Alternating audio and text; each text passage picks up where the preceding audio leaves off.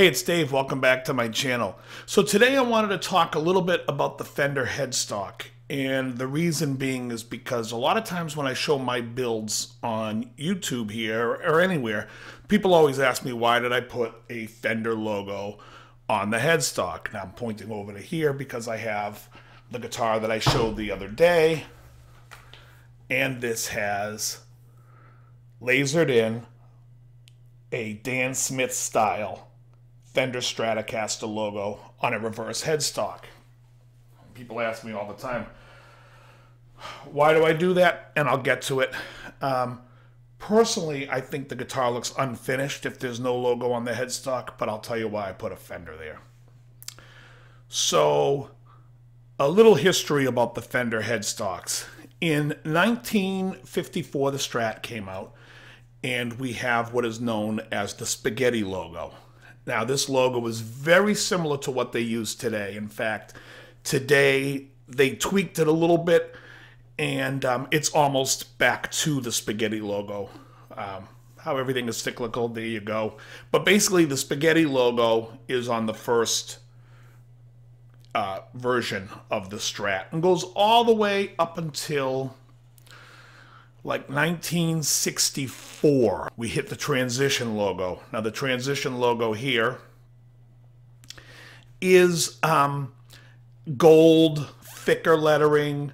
This is used up until about 67.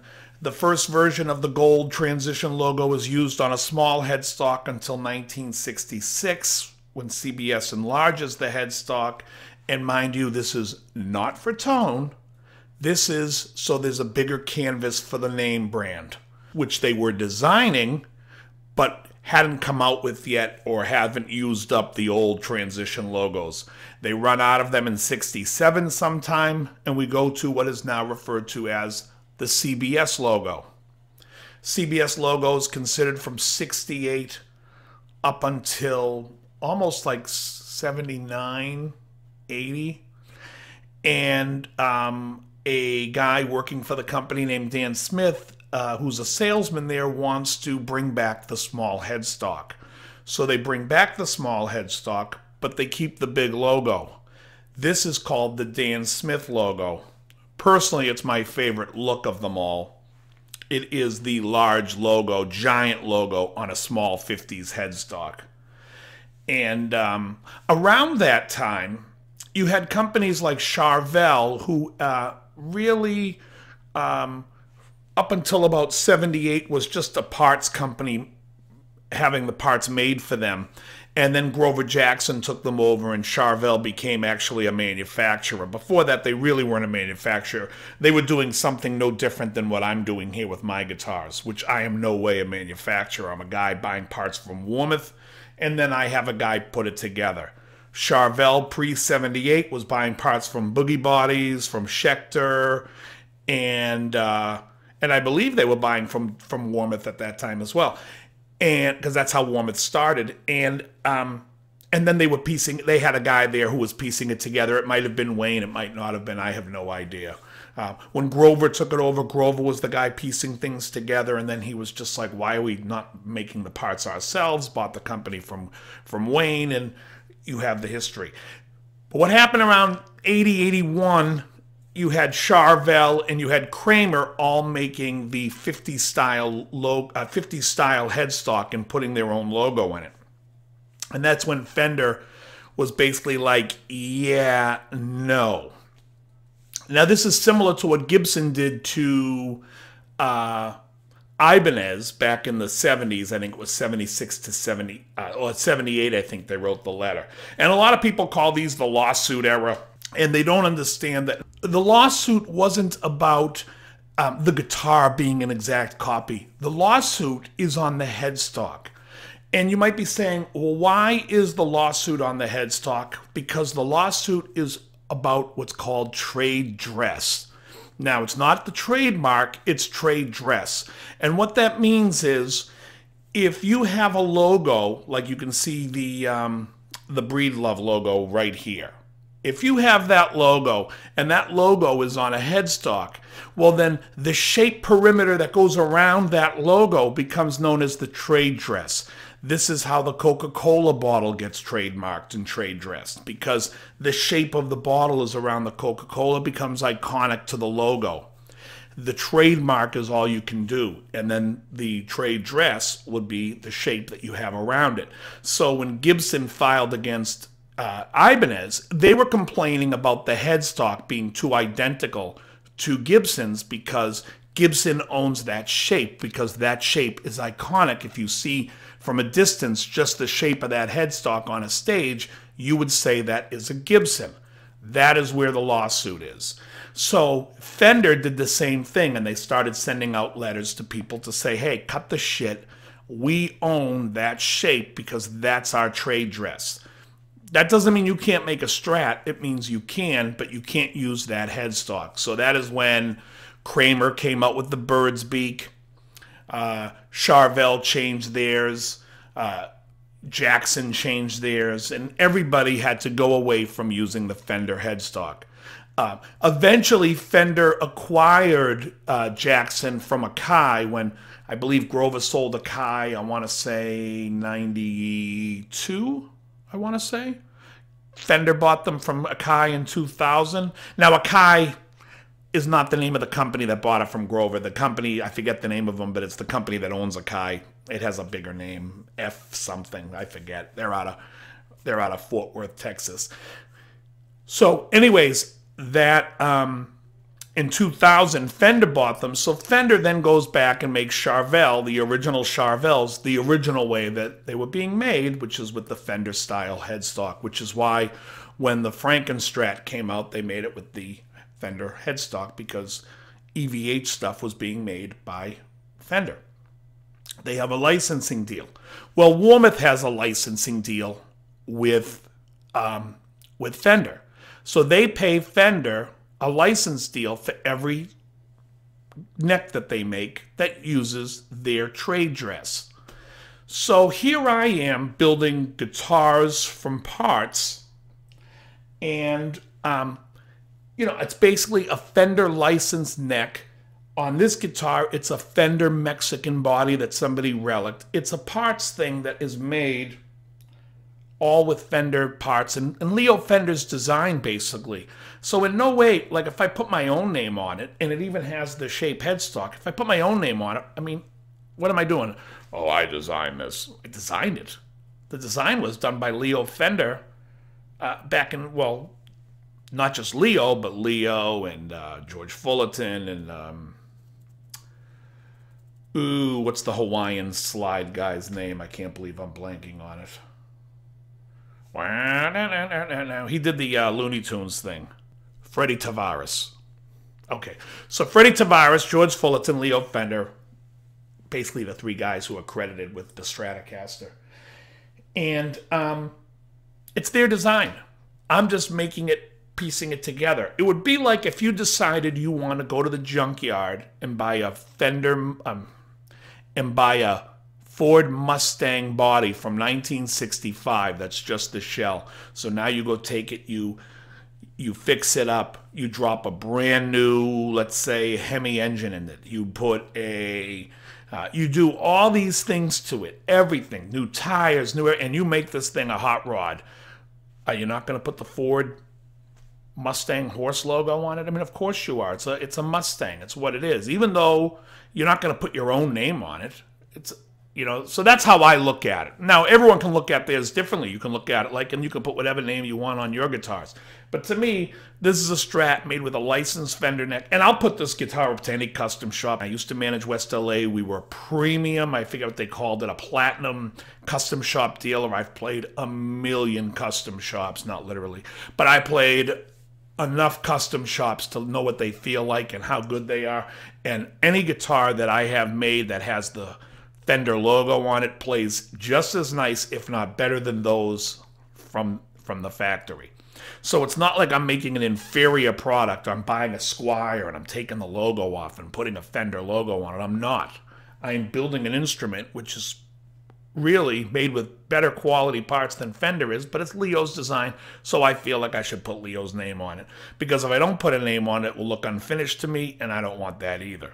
So, I mean, I could put Charvel because Charvel was like one of the first hot-rodded Strat guitars out there making the super Strats, but I don't. Why? I don't know. Just because of me, it's a Fender. It's Leo's design. It's not Charvel's design. If I bought an original Charvel, I would keep the Charvel name on it, but I'm just saying this is really Leo's. I'm just modernizing something that maybe he couldn't have seen in 1954, which apparently is true because it has a humbucker in the bridge, and there were no humbuckers in 1954. That wasn't until 1957 when, well, I think 56 when Seth Lover filed for the patent, but whatever. Yeah, so after that, after like the Dan Smith, they went back to some of the older logos and eventually landed on the modern logo, which is basically a redo of the original spaghetti logo. So that's kind of like a little bit of history of the Strat logo and headstocks. The headstock in '66 is the year that it went big, and you know, there's some minor changes to the guitars here and there. There's to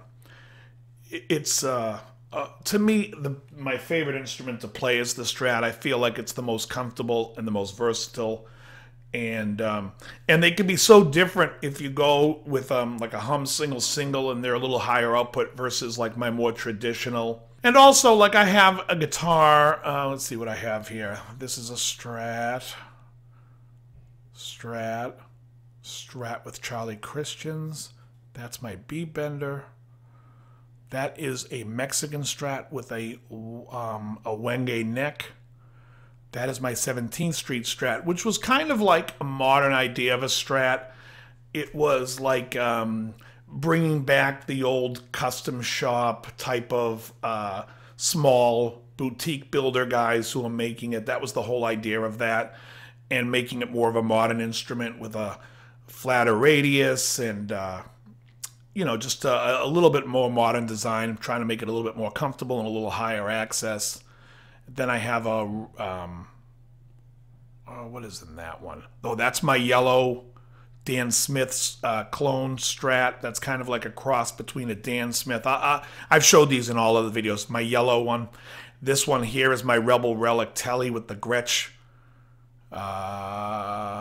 G&L. That's my G&L-A sat. And then I have a Gary Kramer limit. It was a prototype of the Crusader guitar that he ended up not going with. And then I go into my basses. I have a Fernandez bass next to a Music Man Sterling, USA Sterling, and then a 17th Street bass, and then, of course, my Breedlove mandolin. So, and then in the other room I have my my Dan Electro 59, which is like the Jimmy Page, and I have a bass 6, a Squire bass 6 that I've used on the video on how to play back in the saddle. So I tend to like the Strat and well, Strat and Tellys. The Fender design is more my preference. It doesn't mean that I haven't played my share of Les Pauls. I had several, but not crazy about it. But the thing about this so this is basically my video was to answer why I put the logo on my builds. And I have 3 builds that I've done where I have a Fender logo on it. And like I said, one of them was because I just swapped the neck, and it's sure as heck nicer than the Mexican neck. It's a Wenge neck with an ebony fingerboard. The other one is my Dan Smith clone, which is the yellow guitar, which I've played on the video where I did the Steely Dan Kid Charlemagne, and then this black one here, which is kind of like the idea was because I grew up into shred, and then I got into like the jazzier stuff and the bluesier stuff, and I mean I play everything, but when but shred was where I started, so I have a certain thing for it, like a love for it, and so that this was like kind of my homage back to getting back into some shred stuff and having some fun with it, and hence why the video in the beginning instead of doing a song. Also, just wanted to talk a little bit about some things some people post, and they ask me about doing songs. So I have a Patreon page. Basically, it's like $5 a month, and for $5 a month, I'll have. I haven't even started yet because it's going to start in January. But there's going to be about 2 to 3 videos a month of me going in depth in some of the solos that I open the show with. I know for January I'm doing We Will Rock You, and I think I'm going to do Riff Raff for AC/DC. But I'm just going to go into detail of how to play these things and more of a slowed down lesson, something that I just don't really feel is necessary on here. There are lots of guys on YouTube like Marty Schwartz who teach things in a very slow, methodical way, and I don't have the patience to listen to it. Therefore, I wouldn't want to do it myself that way. I will slow it down a little bit on the Patreon stuff. But here, like sometimes I'll post lessons here. I really show it to you quickly. Like you have to already have a gist or an idea of music and have some understanding of the song or the fingerboard. I was talking with my other guitar player. I play in a funk band, and the guitar player, we were talking about something, and he was saying how he visualizes things on the, and it's easier to visualize it on the keyboard. And I'm like, yeah. And then I had to think, and I'm like, yeah, I visualize it on the keyboard too. But then I'm like, you know what? I really visualize it in music, like when I think of chords and changes. I don't, like if I think of a B11, even though the chord really, and any jazz guys, please shut your ears because you hate the 11 chord. You call that a 9sus4. However, I digress. The B11, which would basically be like an A triad. Now notice I'm playing it on the piano in my head, an A triad, because when I think of A triad, I just think of right there on the piano, with a B in the bass, an octave B in the bass. But so when I think of that B11 chord, I don't really see it on the guitar as much as when I visualize it, I can see the 3 notes on the staff with the B in the bass. That's how I think of it. Sometimes I'll see an F sharp. If I want to put the F sharp, but it's just where I visualize it. And I'll try to make some videos to try to help you understand that as well. If music theory is something you've struggled with, I highly recommend watching all the videos, starting with one. I think I did 5 of the videos for on understanding music theory, because you can really break it down, and people really love to overthink and overtalk stuff when they start talking modes. Oh, this is the Dorian mode. Yeah. All right. I don't like that. I think that it's counterproductive. If I said to you right now, we're going to play in E Dorian, you're going to sit there and you have to try to figure it out. If I say we're going to play in the key of D centering on E, we now know all 7 triads of the scales. It gets to be, for me, I like to communicate to the point where if I say to you it's the key of D, you know now 2 sharps, F and C, and you know the fingerboard. So you know, yeah, it's centered on E. We get it, with F and C being sharp. To sit there and say E Dorian, you then have to, you can do the work in your head and be like, oh, okay, that's the 2nd position of D major. It's 2 sharps. So you eventually get there. So I'm trying to cut out that middleman of, why do you need to hear me say what mode it is? Because I'll tell you, when it gets to modes, there are 7. There are 7 for the major scale. There are 7 for the harmonic minor scale. There are 7 for the melodic minor scale. There are 7 for the harmonic major scale. There are 7 for the double harmonic major scale. That's 35 modes to memorize for one key. And, you probably, if you're not playing anything with jazz or anything bebop or that stuff, you're probably never going to look at the harmonic major or the double harmonic major. Melodic minor comes somewhat in jazz a lot too. It's nice, but for the most part, you're then looking at much less. So this is your brain on modes. Anyways, I hope this answered any questions of why I put the logo on the guitars on the builds that I do, and also a little history about the Fender Headstock and what exactly is trade dress and why why they own that shape, simply for having their trademark inside of it. And that's basically the reason. Anyway, I'm out of here. Very good.